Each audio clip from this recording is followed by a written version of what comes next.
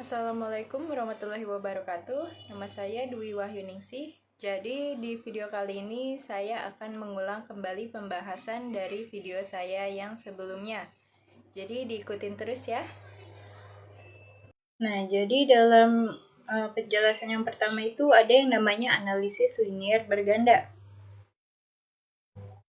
Jadi regresi linier berganda adalah model regresi yang melibatkan lebih dari satu variabel bebas. Biasanya regresi linier berganda itu digunakan untuk menganalisis penelitian yang dilakukan dengan menggunakan lebih dari satu variabel independen yang diuji untuk melihat pengaruhnya terhadap satu variabel dependen dalam satu waktu pengamatan tertentu. Maka, regresi linier berganda merupakan analisis data dari beberapa perusahaan atau sampel yang diamati dalam satu kurun waktu tertentu. Dan yang selanjutnya juga ada uji instrumen. Uji instrumen penting dilakukan untuk penelitian yang sumber datanya berasal dari kuesioner. Hal ini perlu dilakukan untuk melihat apakah butir pernyataan yang telah dibuat dalam kuesioner memenuhi syarat utama yaitu validitas atau reliabilitas atau tidak. Nah, jadi yang dimaksud dengan uji validitas itu biasanya digunakan untuk mengetahui kevalitan atau kesesuaian kuesioner yang peneliti gunakan untuk memperoleh data dari para responden. Dan yang dimaksud dengan uji reliabilitas yaitu digunakan untuk mengetahui tingkat kekonsistensian kuesioner yang digunakan oleh peneliti dalam menghasilkan data walaupun kuesioner digunakan kembali di waktu yang berbeda dengan responden yang berbeda. Dan yang selanjutnya juga ada yaitu estimasi model regresi. Ada 3, yang pertama ada Common Effect Model atau CEM, dan yang kedua ada Fixed Effect Model atau FEM, dan ketiga ada Random Effect Model atau RAM. Dan selanjutnya juga ada teknik pemilihan model regresi data panel. Yaitu ada 3, yang pertama untuk uji Chow.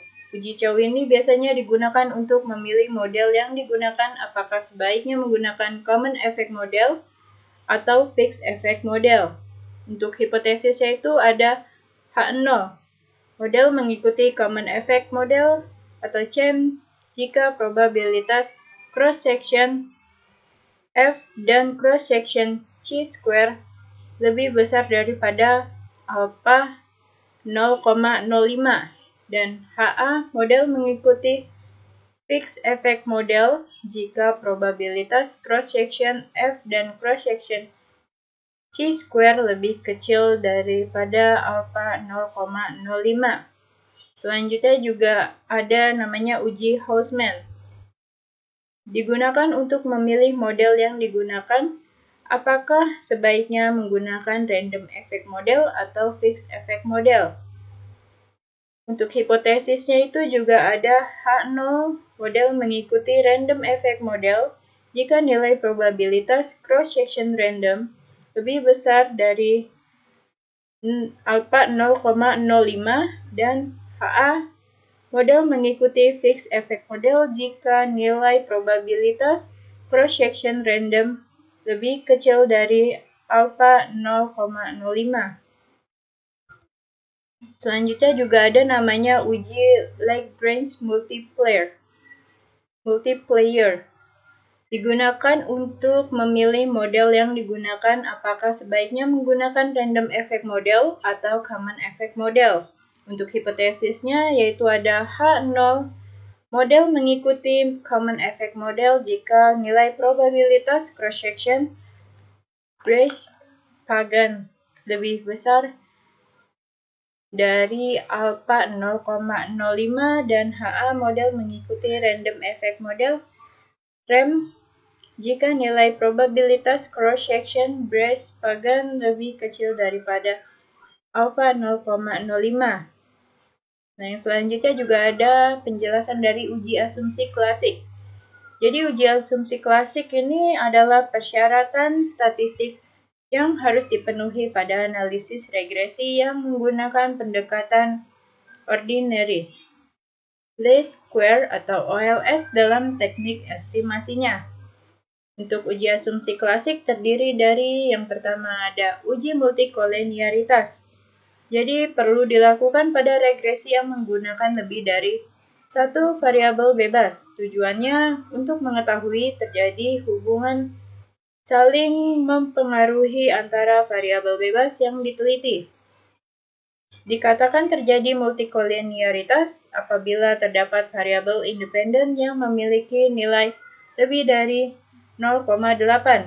Dan yang kedua ada namanya uji heteroskedastisitas. Dilakukan untuk mengetahui ada atau tidaknya kesamaan varian dari residual model regresi data panel. Untuk hipotesisnya juga dikatakan H0 jika nilai probabilitas Brecht-Pagan LM lebih besar daripada alpha 0,05 dan HA jika nilai prob Brecht-Pagan LM lebih kecil daripada alpha 0,05. Dan yang selanjutnya juga ada penjelasan dari uji kelayakan model atau uji F. Biasanya uji F ini digunakan untuk menjelaskan apakah semua variabel bebas yang dimasukkan ke dalam model secara bersama-sama mempunyai pengaruh terhadap variabel terikat, atau dengan kata lain, model fit atau tidak. Untuk hipotesis dalam uji F sebagai berikut. Yang pertama, ada yang berdasarkan perbandingan F statistik dengan F table. H0 jika nilai F statistik lebih kecil daripada F table dan HA jika nilai F statistik lebih besar daripada F table. Jika F statistik lebih kecil daripada F table, maka H0 diterima, yang artinya variabel independen X secara bersama-sama tidak berpengaruh terhadap variabel dependen Y. Dan begitu juga sebaliknya. Untuk yang berdasarkan probabilitas, H0 jika prob F statistik lebih besar daripada alpha 0,5 dan HA jika nilai prob F statistik lebih kecil daripada alpha 0,05. Jika prob F statistik lebih besar daripada alpha 0,05, maka H0 diterima, yang artinya variabel independen X secara bersama-sama tidak berpengaruh terhadap variabel dependen Y, dan begitu juga sebaliknya. Dan yang selanjutnya juga ada yang namanya koefisien determinasi. Jadi, hasil koefisien determinasi ini untuk menjelaskan seberapa jauh kemampuan model regresi dalam menerangkan variasi variabel bebas mempengaruhi variabel terikat. Jadi, semakin besar hasil R-square akan semakin baik karena hal ini mengidentifikasi semakin baik variabel independen dalam menjelaskan variabel dependen. Nilai R-square berada antara 0 sampai 1 dengan penjelasan sebagai berikut. Nilai R-square harus berkisar 0 sampai 1. Jika nilai R-square sama dengan 1, berarti naik atau turunnya variabel terikat atau Y 100% dipengaruhi oleh variabel bebas atau X. Jika nilai R-square sama dengan 0, berarti tidak ada hubungan sama sekali antara variabel independen terhadap variabel. Dan yang selanjutnya juga ada penjelasan dari uji T. Jadi, hasil uji T ini menjelaskan signifikansi pengaruh variabel bebas secara parsial terhadap variabel terikat. Hipotesis dalam uji T adalah sebagai berikut. Yang pertama, ada yang berdasarkan perbandingan T statistik dengan T table. Dan untuk hipotesisnya ada dikatakan H0 jika nilai T statistik lebih kecil daripada T table dan HA jika nilai T statistik lebih besar daripada T table. Jika nilai T statistik lebih kecil daripada T table, maka H0 diterima, yang artinya variabel independen atau X secara parsial tidak berpengaruh terhadap variabel dependen Y, dan juga sebaliknya. Dan yang selanjutnya juga ada yang berdasarkan probabilitas. Untuk hipotesisnya itu ada H0 jika nilai prob lebih besar daripada alpha 0,05 dan HA jika nilai prob lebih kecil daripada alfa 0,05.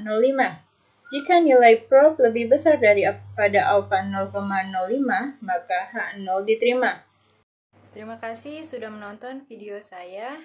Semoga video saya bisa membantu.